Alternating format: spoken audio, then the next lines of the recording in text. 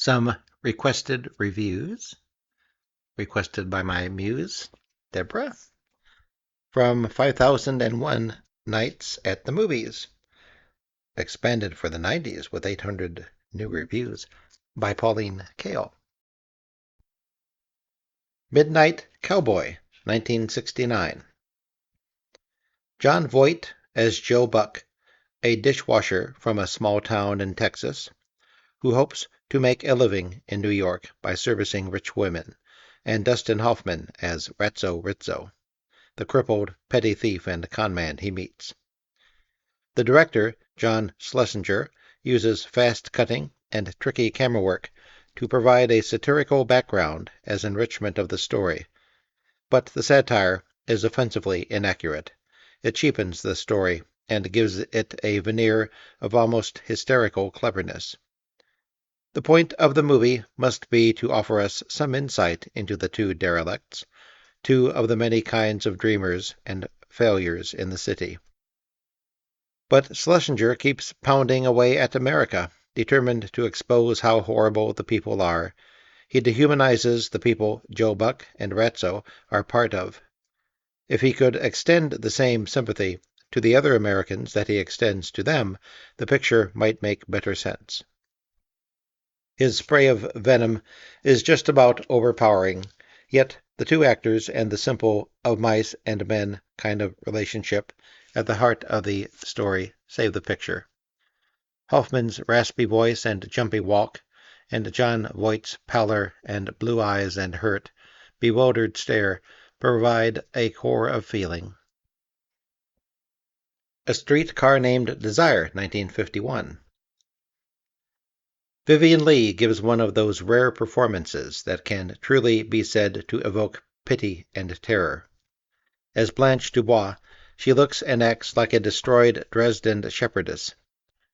No one since the early Lillian Gish and the almost unknown plaintive Nadia Zabirskaya of Mille Montaut, 1926, has had this quality of hopeless feminine frailty. Shakespeare must have had a woman like this in mind when he conceived Ophelia. Blanche's plea, "I don't want realism, I want magic," is central to Streetcar.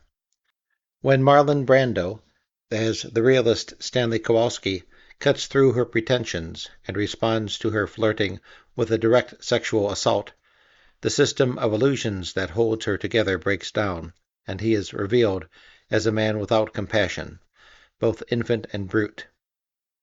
Elia Kazan's direction is often stagey. The sets and the arrangement of actors are frequently too transparently worked out. But who cares when you're looking at two of the greatest performances ever put on film and listening to some of the finest dialogue ever written by an American? When Vivien Leigh says, "The tarantula arms," or "It's still a Robia blue," you know how good Tennessee Williams can be. He adapted his play himself, with additional adaptation by Oscar Saul. The music is by Alex North. The cinematography is by Harry Stradling. Academy Awards: Best Actress, Leigh. Best Supporting Actress, Kim Hunter. Supporting Actor, Carl Malden. Art Direction and Set Direction, Richard Day, J.G. Hopkins. But initially, theater managers complained that more customers left than came in. It took a while for this movie to reach its audience. Those are my friends' requests, and I'll read just a few other somewhat randomly chosen ones. The Wild Bunch, 1969. It's a traumatic poem of violence, with imagery as ambivalent as Goya's. By a supreme burst of film-making energy, Sam Peckinpah is able to convert chaotic romanticism into exaltation. The film is perched right on the edge of incoherence, yet it's comparable in scale and sheer poetic force to Kurosawa's The Seven Samurai. There are images of great subtlety and emotional sophistication. A blown-up bridge, with horses and riders falling to the water in an instant extended by slow motion to eternity. A vulture sits on a dead man's chest and turns his squalid, naked head to stare at the camera. The movie is set in the Texas and Mexico of 1913, and in Peckinpah's words, "I was trying to tell the simple story about bad men in changing times." The Wild Bunch is simply what happens when killers go to Mexico. The strange thing is that you feel a great sense of loss when these killers reach the end of the line. That's accurate as far as it goes, but Peckinpah has very intricate, contradictory feelings, and he got so wound up in the aesthetics of violence that what had begun as a realistic treatment, a de-glamorization of warfare that would show how horribly gruesome killing really is, became instead an almost abstract fantasy about violence. The bloody deaths are voluptuous, frightening, beautiful. Pouring new wine into the bottle of the Western, Peckinpah explodes the bottle. His story is too simple for this imagist epic, and it's no accident that you feel a sense of loss for each killer of the bunch. Peckinpah has made them seem heroically, mythically alive on the screen. The World According to Garp, 1982. The movie version of John Irving's novel, directed by George Roy Hill, from a script by Steve Tessick, has no center. It's a simple series of vignettes spanning Garp's life from his beginning to his end. This isn't necessarily bad. Hill's pastel, detached, and generally meaningless comedy may in some ways be preferable to the Baroque apparatus that Irving constructed. But in recounting the book's key incidents, Hill and Tessick lay bare the pattern of mutilations in the plot. Tongues, ears, penises, eyes, lives. Everybody on the screen is losing something. If you listen to what Garp, Robin Williams, says, the movie is about love of family. If you look at what happens, though, it's a castration fantasy. The masochistic gifted victim game has been played in recent American writing on just about every conceivable level, but Irving's novel is still something special. He created a whole hideous and deformed women's political group, the Ellen Jamesians, in order to have his author hero, his alter ego, destroyed by it, and the film is faithful to Irving's vision. With John Lithgow, who gives an appealing performance as the big bruiser transsexual Roberta Muldoon, Glenn Close as Garp's mother, Mary Beth Hurt as his wife, and, in a bit, Amanda Plummer as Ellen James. National Velvet, 1944, one of the most likable movies of all time. Under the direction of Clarence Brown, the 12-year-old Elizabeth Taylor rings true on every line she speaks. She gives what is possibly her most dedicated performance as Velvet Brown, a little English girl who wins a horse in a village lottery and is obsessively determined to enter him in the Grand National. The film is a high-spirited, childish dream like The Wizard of Oz. It makes people smile when they recall it. As the jockey who coaches Velvet, Mickey Rooney is very fine in some scenes. In others, he's a shade too professional, too ready with his lines.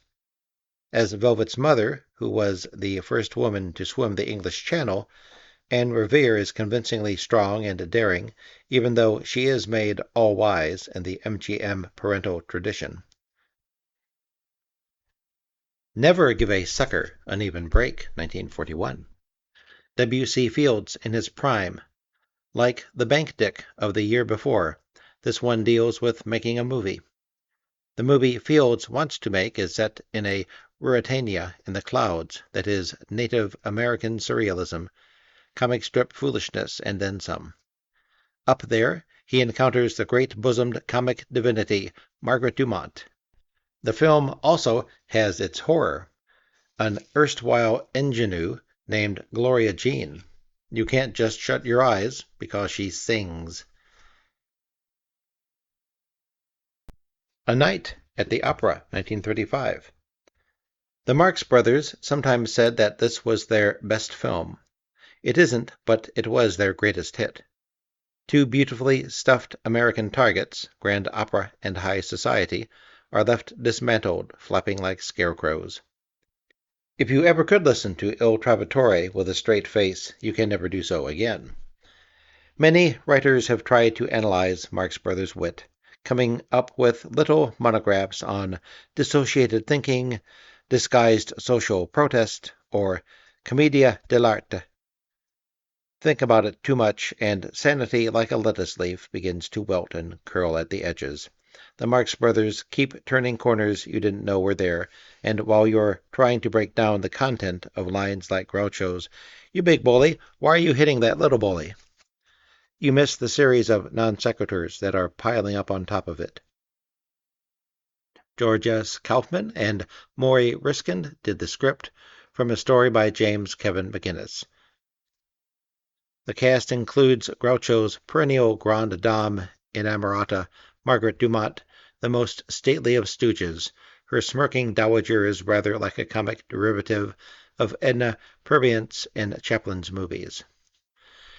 There are also the vocalizing lovers, Kitty Carlisle and Alan Jones, whom Irving Thalberg, the producer and a master diagnostician of popular taste, put in for people, what people, to identify with, and the cruel villain Walter Wolfe King. Incredible as it may seem, the banal romantic melodrama, which intermittently wrecks the movie, proved sound at the box office. This comedy has its classic sequence, the stateroom scene, which is widely regarded as the funniest 5 minutes in screen history. It will sustain you through the dreadful duets.